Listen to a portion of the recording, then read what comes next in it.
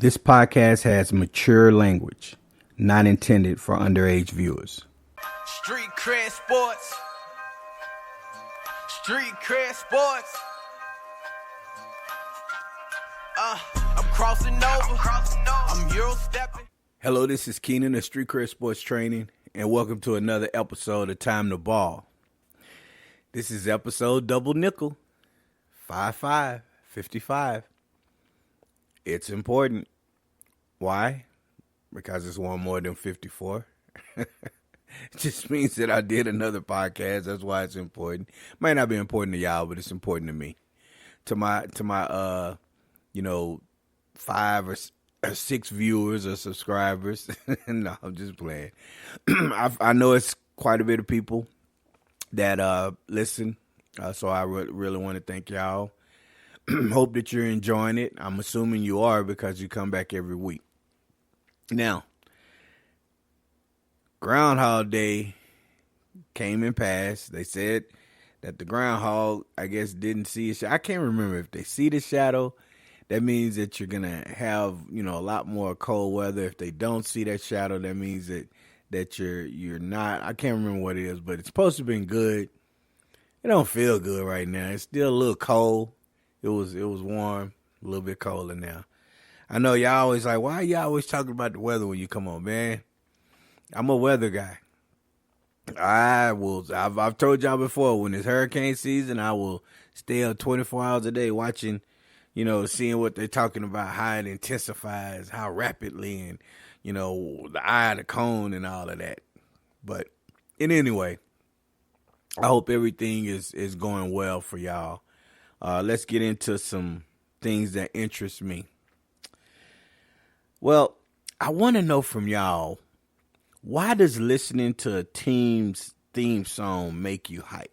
I know it's something about music that can hype you up, but it just seems something when you're listening to a sports team theme music, it really kind of makes you, like, man, I'm ready to go. I'm ready to play. Put me in, coach.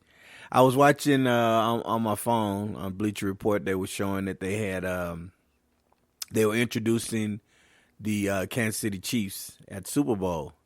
And they walk into the stadium, and as they walk in, and the announcer announces, and then they start playing that their signature chop music.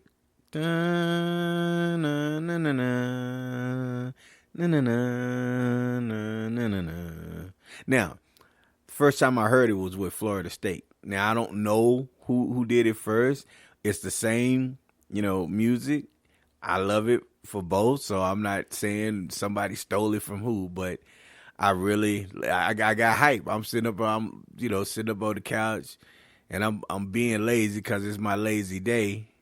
And then I heard it, and I was like, man, I want to get up and throw a few passes or something, When you hear the theme music from the Bulls back in the 90s, that intro music that they had,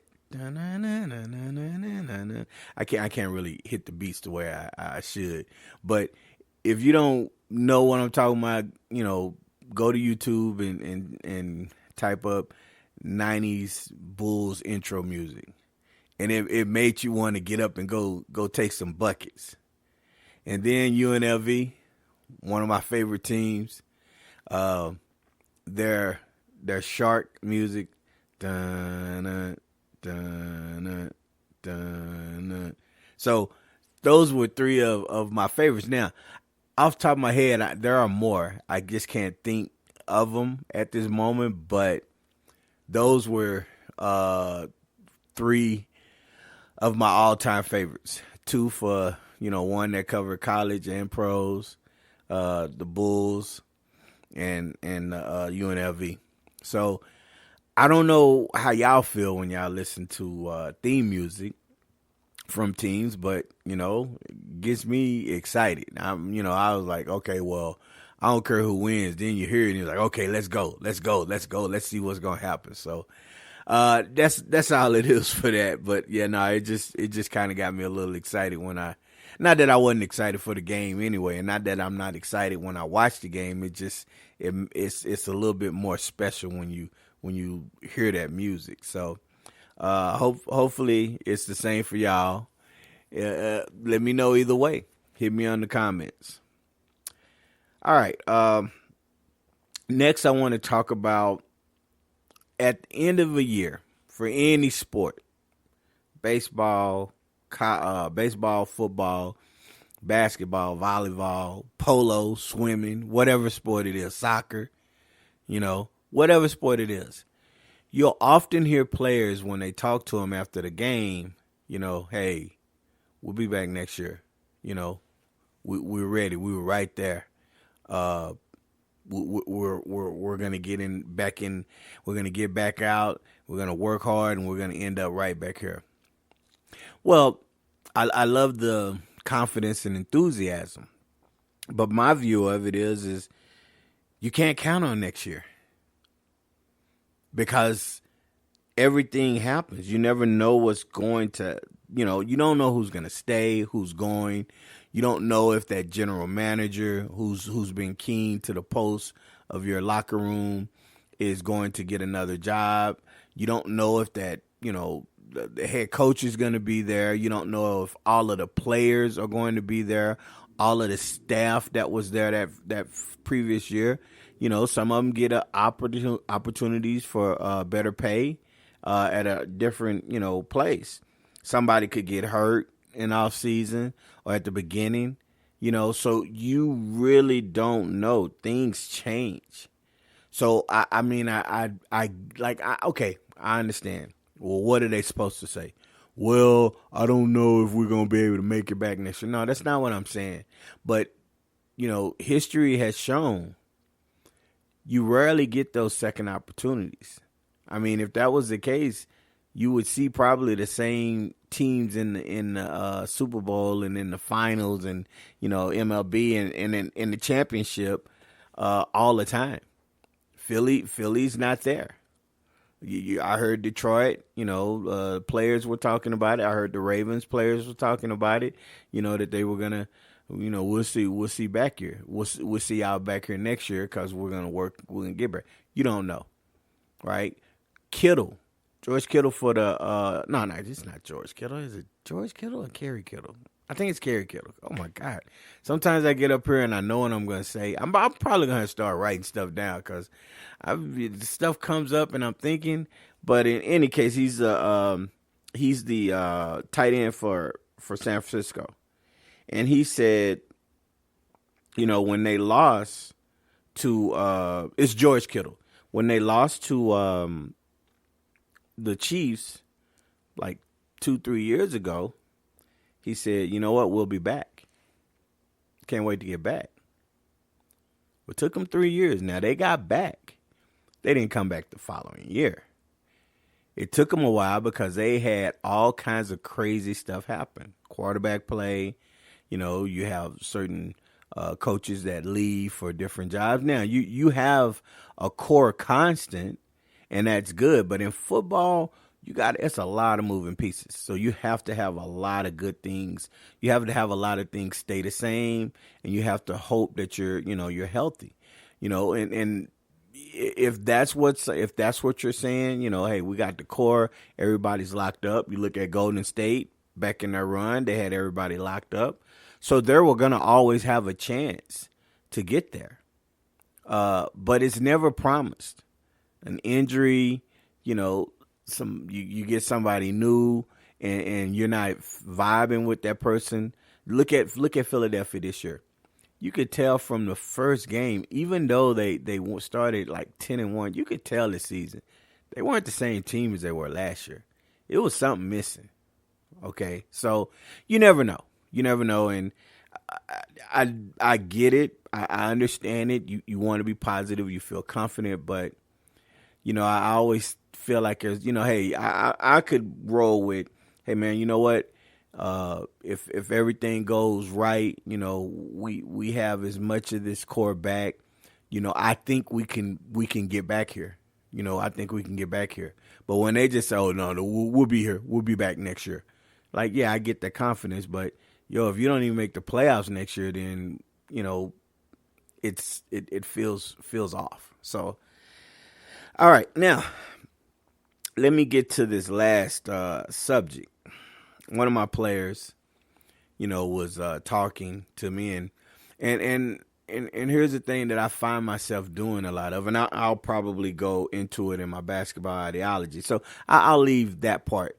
One of my players said that he got a tech in the game. And I'm about playing physical. I'm about being competitive. I was about trash talking, but not. I'm not talking like, hey man, your mama ugly, that's why I scored these 2 points kind of stuff. Nah, I don't do all of that. Your girlfriend calling me after I knock these 2 free throws down on you. I'm not disrespecting trash talk, but I'm trash talk, right? One thing I've always been is I try not to be a quote unquote dirty player. I like to be physical. I've played against guys that were dirty, so I understand what a dirty player can do. And he got a technical. So, first thing I went to is, what are you doing? You can't be getting technicals in games because you never know who's there. And if you're trying to sell yourself to a program, you don't want to have, a coach or somebody coming to look and they're viewing that, okay? But he explained that one of his teammates it was a cheap shot that he took. So the guy went up and he got a cheap shot, kind of went under him, hard foul, So he stepped in, to help his teammate, and he said something to the player like, "Hey man, what the hell you doing, man? That's that ain't called for." And they went to join, so they both got technicals. So I think when he was telling me that, he kind of gave me this look like he thought I was going to be disappointed and mad at him. But, I told him, I said, no, I respect that. I said, I support it. And he kind of gave me a look, and I said, here's why. It's because you're taking up for your teammates. You didn't go, I think he said he kind of nudged him with his forearm to get off, get away and stuff like that. And that, that escalated stuff. And why I'm on the subject, okay, I'm going on a rant. The tackiest call in sports, mainly basketball, is when you get this double foul or double technical foul shit. I shouldn't have been there. But when you get all of these when you get guys that get these type of calls, and you got 2 guys that are battling, one of them is instigating. He's clearly the instigator and talking trash and doing a little quick, little under the radar stuff that you have to actually pay attention to know that's happening. And then when you decide that you've had enough and you like, hey man, and you bump him or stuff, then the ref gives y'all both double technicals. Now, what referees will say is, hey, well, you need to calm your emotions. You don't need to be retaliating. But guess what? When players get in referees' faces and call them out and say that was a bad call, you don't know what the hell you're looking at, they call a tech on you. So how is that not controlling your emotions? You can't give a referee and a player a double technical for jawing at each other. So why are you giving players who clearly are just tired of it and defending themselves a tech? And I tell you like this, I'm not one to be doing dirty, but you knew how to bring somebody over on a hard screen, or a good box out, or a good defensive, chuck with your arm, and you take that foul if you really want to send a message to that person. I've never tried to hurt anybody. That's just not my nature. I've been hurt a couple of times from dirty play, so I understand it. So back to the story. Sorry about the rant. Back to the story. I told the kid, I support it. I'm not saying I support it like I want you to do it. I just said I understand what you did. You're sticking up for your teammate. You're letting your guys know, hey, I got your back. You didn't do anything rash. You didn't go over there and punch the guy or grab the guy or retaliate. Right in that moment, you let that guy and that team know, hey, no, I'm not having it.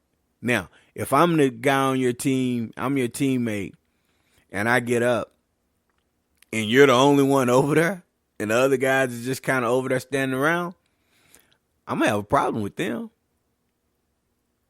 Because we're supposed to be team. I'm not saying we're supposed to be fighting, but y'all should be over there letting them know we're not having that. We're not having that. Nah, y'all not gonna do that to my teammate. And apparently when he went over, coach asked him what happened. He told him he got tech. Coach nodded at him and said, okay, no problem. He understood.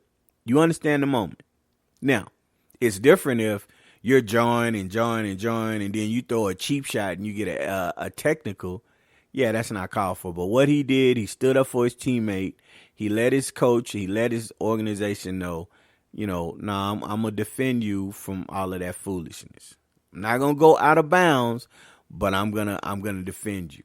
Okay, so that's all for the things that are on my mind and interest me. Okay, so let me go into my basketball ideology. All right, so what I'm going to say kind of leads from, it's kind of a segue, but not really a segue from the last topic. What I've understood and what I've noticed in all of these, years that I've been doing this, 20, 16 there, and then, extra training. It's been a long time. I'll just put it that way. Over 20 years that I've been doing this and actually talking. I've found out that there's an actual continued education that I have to be able to have of the game and everything with parents. Now, what I don't mean, and this is one of my favorite phrases, and I use it with my wife, and she heard where I got it from, and she gets mad when I say it. Don't hear what I'm not saying. Because people can interpret something and think you're saying one thing when you clearly didn't say it and go with it. So what I'm not saying is, I'm not saying parents are uneducated, dumb, don't know what's going on. What I'm saying is a lot of stuff is new. So you have to help them understand the dynamics and what's going on. You have some parents who didn't play sports. They didn't play sports growing up. They might have not had anybody in their family that played sports growing up. Sports wasn't something that interested that family. So if you didn't have anybody like that, and now all of a sudden your child wants to play a sport, you're not really familiar with it, what you're supposed to do, how you're supposed to do it. So a lot of clients that I get are coming from that. Like, we didn't play sports, but for some reason he really likes this. So we're going to cultivate it and let him enjoy it and see what's going on. Okay. I often have parents and players who've been playing sports. They have family members that play sports and stuff. So they're in the know. But then there's different levels of in the know. And there are some things that they don't know or comprehend that I have to educate them on. Now, when I say educate them, it's not like I'm sitting down and like, hey, you listen and stuff. No, it's just through regular talk. So when I use the term educate, it's just basically I'm just trying to give these people as much knowledge as I can to help them, which is one of the things that, really helped me be comfortable with what I do. Obviously, there's the basketball training component, but to be able to try to guide and help parents and kids with decisions, like I'm not trying to, tell you, hey, no, yeah, you got to go to this school, or hey, this college is going to recruit you, or you need to play for this coach. No, I do give stronger opinions. Now, I will try my best. I made it clear that I wasn't a big fan of that coach at El Dorado, and I from what I've seen, he's doing well over. I think he's doing well over at his new school, and I'm glad he's doing well. It was time for him to go. My issue with him, like I said, was just he made certain things personal that I didn't even know that I was on his radar like that. But in any case, he's doing well, and there are some programs that, like, if they're just not really good programs, I might just say, look, you're going to have a hard time with that, Or if there's a coach that's just a really bad coach or a really mean coach, where you have a lot of people that pass play for that person and say, look, I wish I could have went to another school. I'm putting all of that in my storage space and mentally. If I hear 2 or 3 players say at different times say about the same thing, my ears got to perk up. I got to make sure that I, pay attention to that, because what I don't want to do is, speak highly of a coach or a program and make that parent, seem like they're going to have a great time, and they go and it's horrible. Now, you never know what's going to happen, right? Something could change. Things happen. I get that. But my job has always been to try to be informative, give them the best information I can, and let them decide for themselves. But it's a continuing education, because, the information and guidance I give a parent of an 8-year-old is different than a 12 or 13-year-old. It's different than a freshman. It's different than a junior or senior.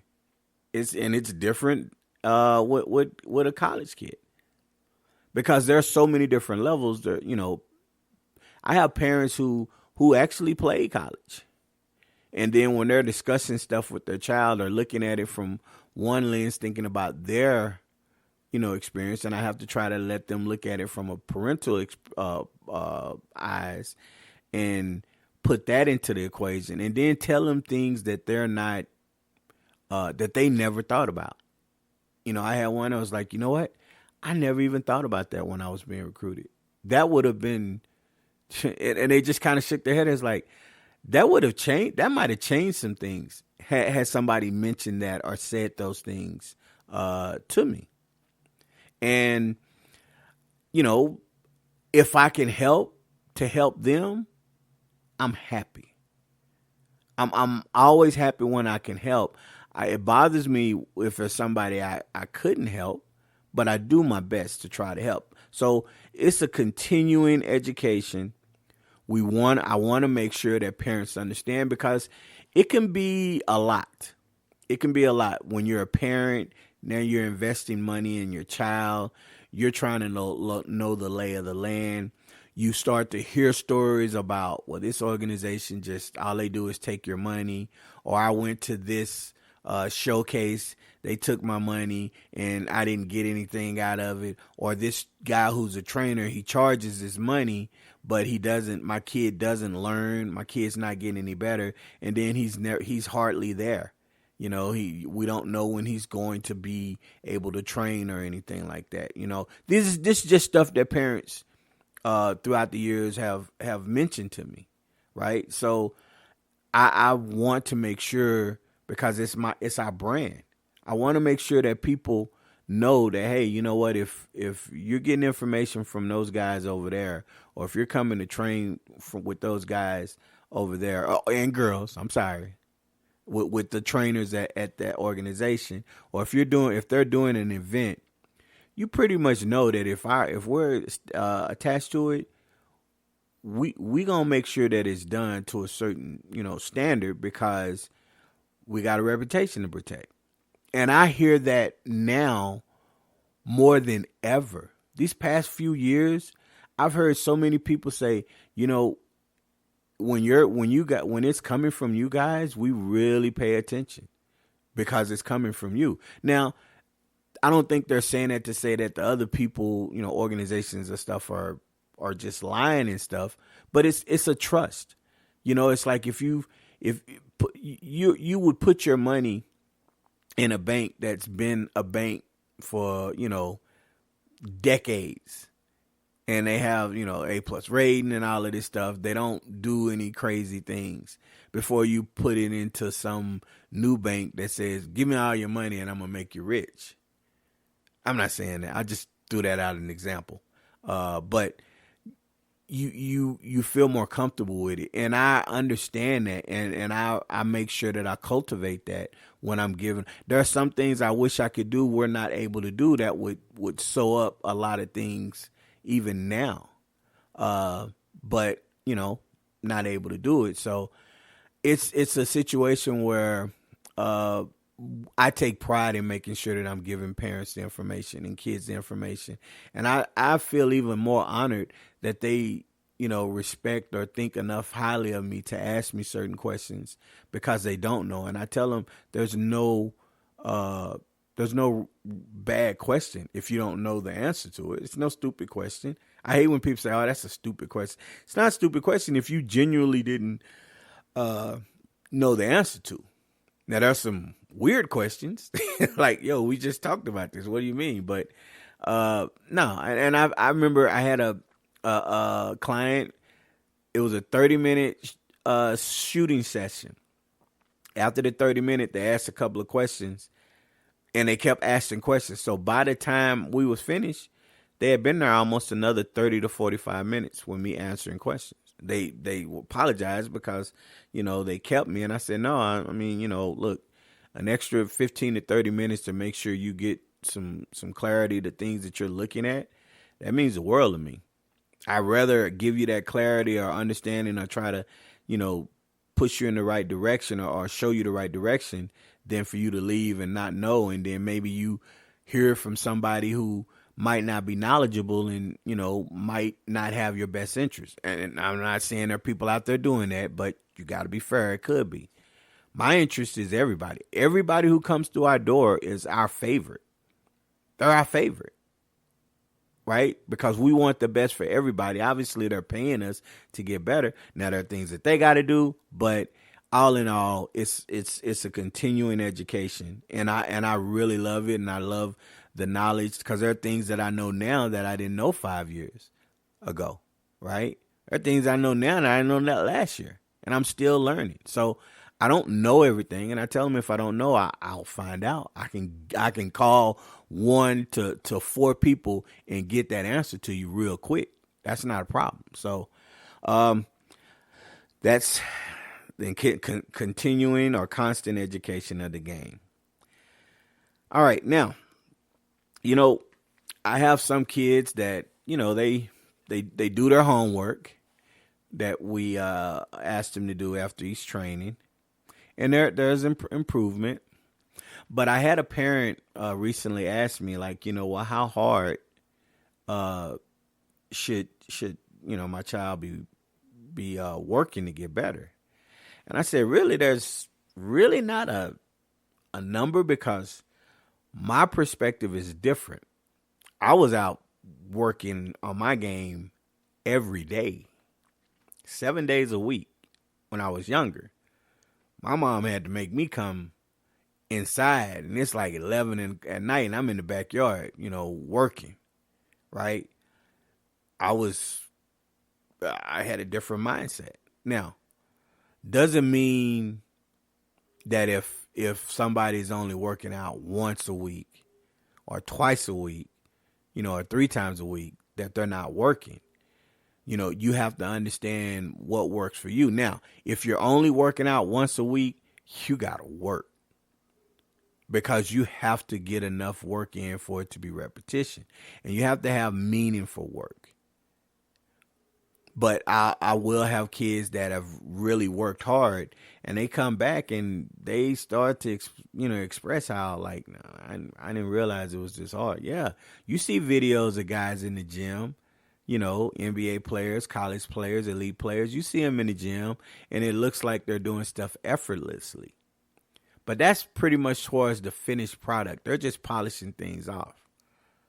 But you didn't see what they were doing to get to the point that before they were considered that. The work they put in from point A to point B, and now from point B to point C is just adding stuff to it.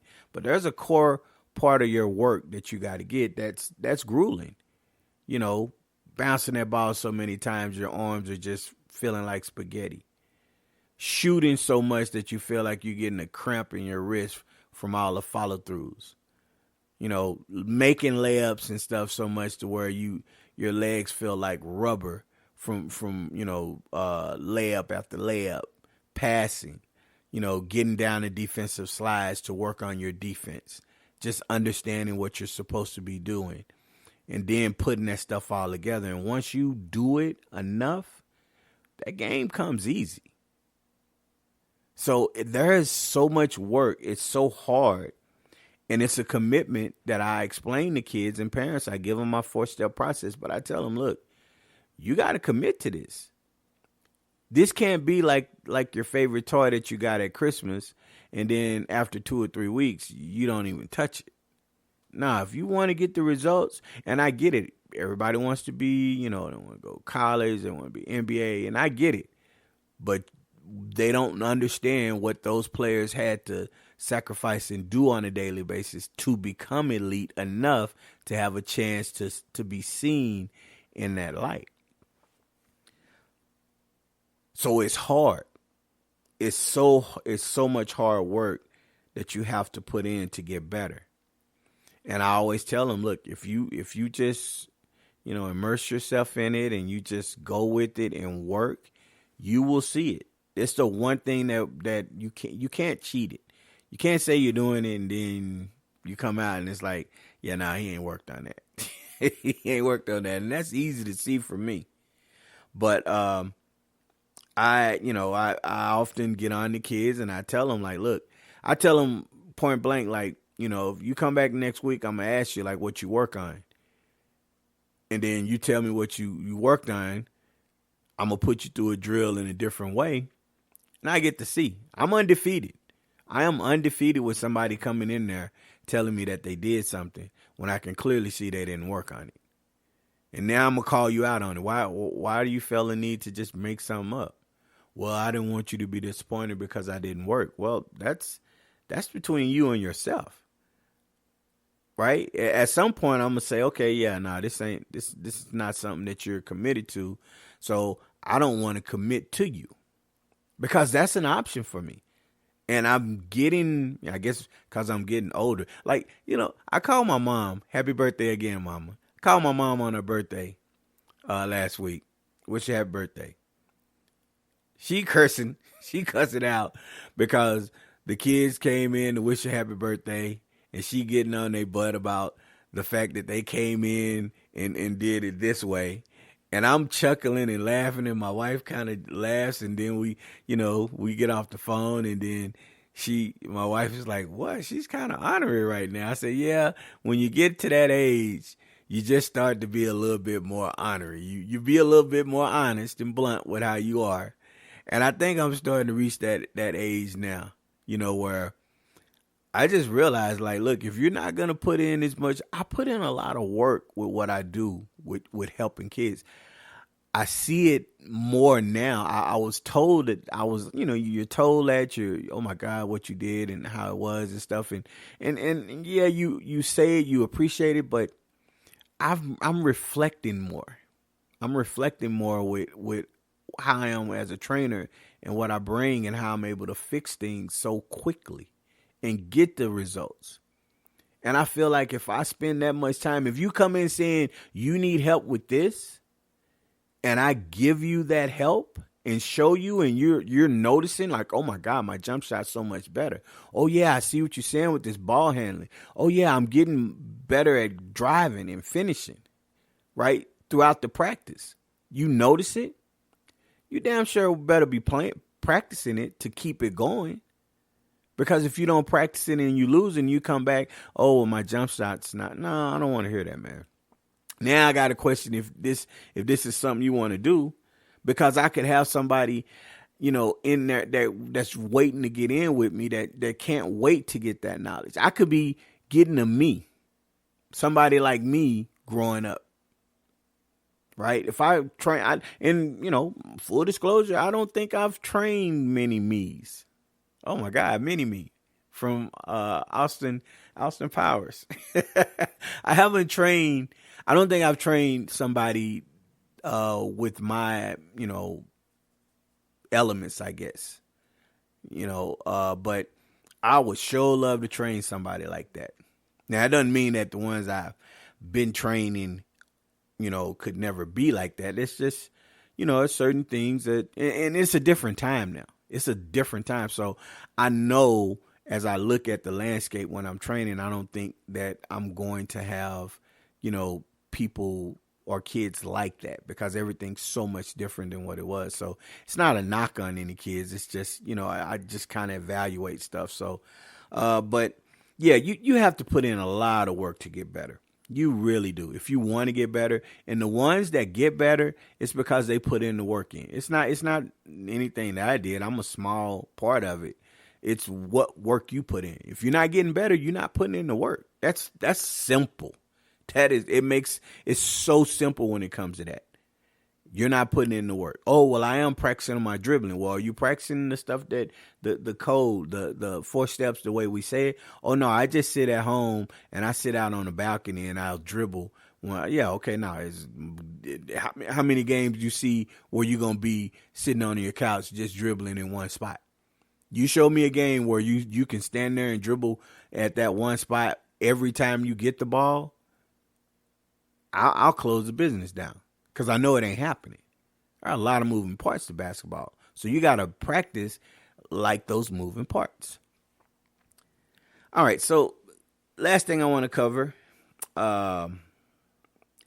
is something, again, it's kind of leading into that whole thing. It's something that, I really don't think enough people in the space, whether it's trainers, whether it's coaches, whether it's parents, I don't know how much they pay attention to these things.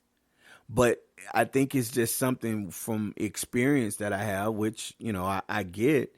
The experience has helped me to understand things. And I've been doing this part for a long time. I have to pay attention to everything with the kids. Hell, even with the parents when they're in there. I got to pay attention to the demeanor, the kid's demeanor. I got to notice if they're tired. I got to see how their work ethic is, how their parents are. So it's like, wait a minute, why you need to know how the parents are if you're training the kid?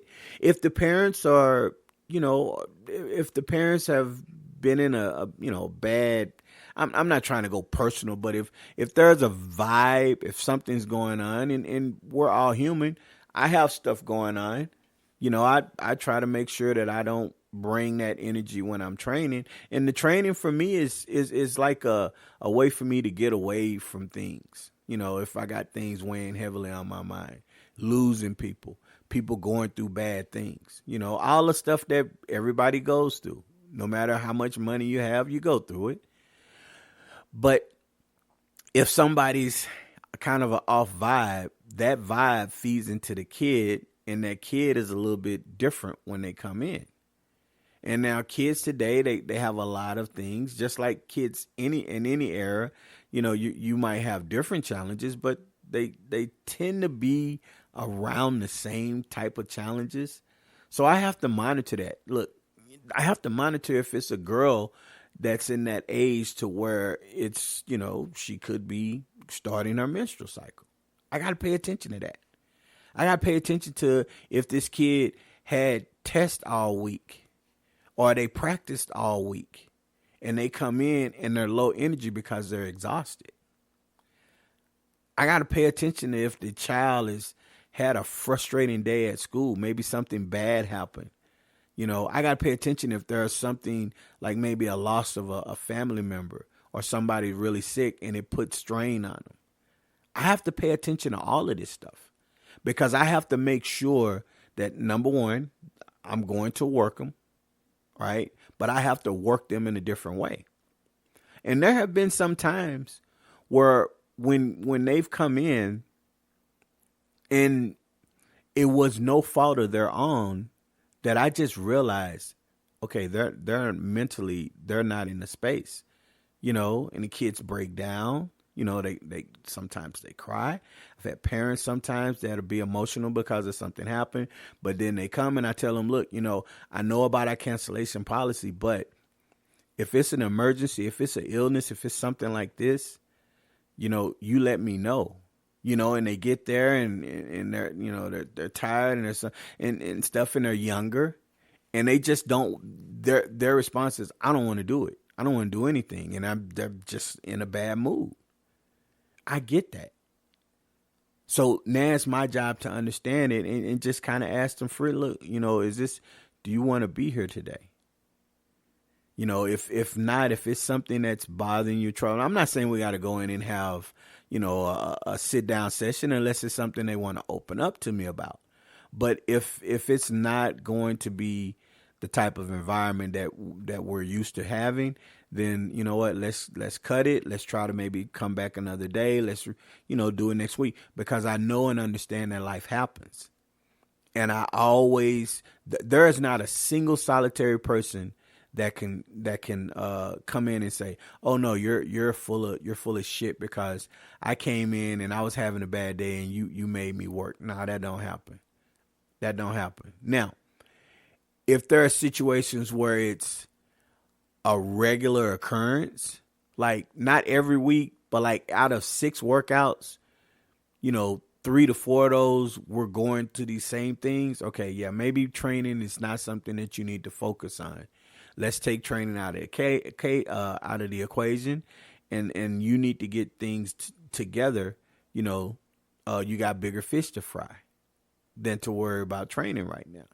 That's a component that I have to be able to do as a trainer, right? I hate dealing with, charging people when they cancel and stuff. And, I'm always trying to figure out a way. Now, there are some who just try to take advantage, and, you get to understand that. But truly, like 85% of the clients to 95% of the clients, sometimes you're going through stuff.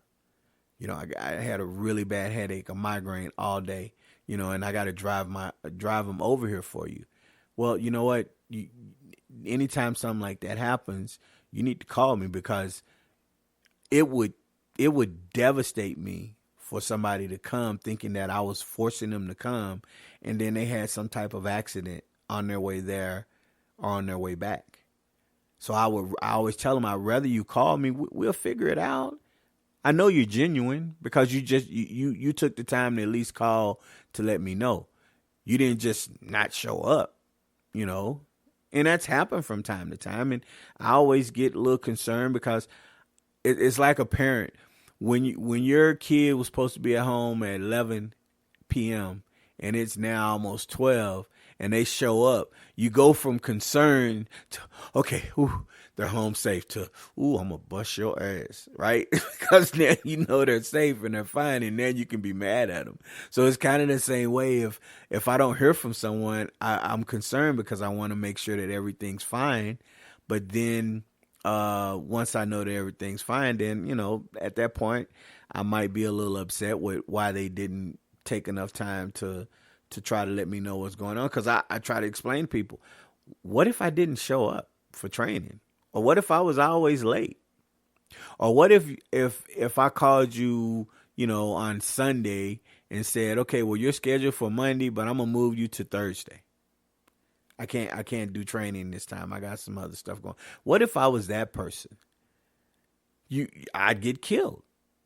I'd be talked about. Oh man, they're so unorganized. They're so, undisciplined and all of that stuff. And, they don't have a gym, and they're just, all the negative stuff that goes with it. I would get it. But I don't, because I realize that training is one part, business is the other part. There's a personal side as well. So those things all have to work in unison to create an environment where parents and kids can come in and focus on what they need to focus on, which is why we don't yell and scream at the kids. Now we can get on them. If you coming in giving me shit effort, I'm gonna get on you. I'm not gonna scream and yell at you, but I'm gonna say, look, man, if you don't want to be here, you just let me know. We can cut this right now. And then your parents are going to have to pay for it, and you're going to have to answer to your parent why they had to take an hour and 2 hours out of their day and pay for it for something that you just acting up, right? And usually if that happens, I don't let them come back until they get their mind right. I'm still disciplinarian. I'm very aware. I'm very cognizant of things going on, but I'm a disciplinarian at heart. And that goes for the kids as well as parents. I'm not tolerating it. I'm not having kids coming in there running around on the court while we're training. No, only people on the court are the trainers and the kids. I'm not letting people just shoot and act crazy. No, that shit don't happen here. I'm not allowing parents to come and try to dictate and tell me or the trainers what to do and train. That shit don't work. I nip all of that in the bud the first training. I let them know I'm the alpha. I can say that confidently. I am the alpha here. If what you were doing was working, you wouldn't have your child here. You're here because you heard or seen or know that we have a particular skill set that works. So relax. I've, a lot of times on that first training, I have to, put my hand out to kind of shush the mom or dad if they're trying to talking. I had one who was very, wanting to get on the court and explain and show, and I just told him, okay, I get it. You need to sit down. And he loved it. He's like, man, I love and appreciate the fact that you put me in my place. I said, well, I don't, it's not something I want to do. I can, you can be vocal, but you have to be quiet, because part of the issue with your child is hearing your voice when your child should be focusing on the coach in the plan. Your child should be focusing on the trainer right now. You can't expect your child to do what I'm saying if you're trying to talk. So just sit down and chill. Oh yeah, I had those conversations. I've had them on the first. Look, there are some that, throughout the course of a package or a month, you might have to, remind them. And then they say, oh, well, you know what? I'm just going to go sit in the car because no. This is part, and this is the education part. No, I need you to sit there and start to learn discipline. Because if you can sit there and be disciplined enough to watch and learn and not try to put your 2 cents in, it will now help your child to start to be disciplined. Your child struggles with certain things because they feed off of what you're doing. They're walking around here on the court talking back to referees, other players, and coaches when they should just be playing. And they're probably not good enough to be doing all of that talking, but they're doing it anyway. And then when they're around you, you're talking about the coach, the players, the referees. They hear that and feed that. So now is the time that we can try to get it, because you're going to kill. If your child is good enough to play college, good enough to be part of that 4 to 7% of high school kids that play past high school, they need to know and understand that, because a coach is going to waste very little time with that. The first time they see that that's a character flaw, they moving on. So what I'm helping you with is life lessons, not just sports, life lessons, because this is stuff that you're going to carry on when you go into the world working. Name one job where you can go in and act like an ass and keep your job for a long time. Some places will put up with it, but at some point, they're not going to be having it. They're going to report you to HR. You're going to do something. You're going to get yourself in trouble with a comment or something that you do. You're going to be out. Now, when another job wants to hire you, they're going to look up your file. They're going to find out all of this. Now you're not going to be employable. If you have some kind of crazy, things on your record, if you decide to file your own business, there are some banks and some places that won't give you grants or loans based on some things that you've done. So it all ties in. So you need to be disciplined and relax and understand that you are not the world. You are a part of the world, and your child needs to understand that. So I make it a point to make sure that I'm in tune. I try to be as in tune with everything, and if my trainers aren't doing their job, I let them know. I'm not going to correct them right there, because I don't want to be that boss that's trying to show up my people. I'll let them know afterwards or during the break. I might just kind of get up close to them and kind of, tell them that you can't be doing this. Right? Because there's a certain standard that I want to have there. So I hope all of this was helpful with things that you might, wonder about with us. I hope this helped. I'm going to be putting out more stuff. I'm going to have some announcements coming. I know I was going to do the video, but I just enjoy doing this. But I will do a video. I know I keep saying I'm going to. You know what? It's 55. I think before episode 60, we're going to have a video. Before episode 60. I don't know if it's going to be 56, 57, 58. Got to make sure I cut my hair and everything before, because I don't want to come up and y'all be like, oh, my God. And then y'all cash apping me, some money saying I'm, sorry that things aren't going well for you or something, because I look like a bum up here.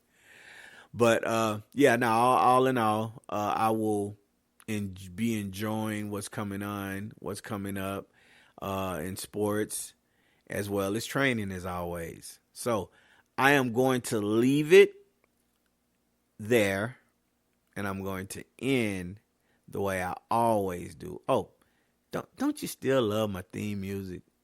I think maybe I'll try to do that. I'm going to try to remember in the next few episodes, I'm going to let the whole song play and then get into it. Yeah, I think I'm going to try to do that. Or I might say, ladies and gentlemen, give it up for the theme music, and then just let it go and you can hear the whole song. The whole theme music song is like 42 minutes. No, I'm just playing. I'm playing. It's like a minute and something. Almost 2 minutes, but it's cool because he did a great job flowing. So shout out to ChezdotSantana. All right, so I'm gonna leave it as I always do, and y'all take care. Have a very productive time doing whatever you're doing. Be kind to each other. If it was easy, everyone would be doing it. I'm out. Street cred sports, say it with your chest. Yeah. Go get it from the net. Street cred sports. Okay, that's a bet.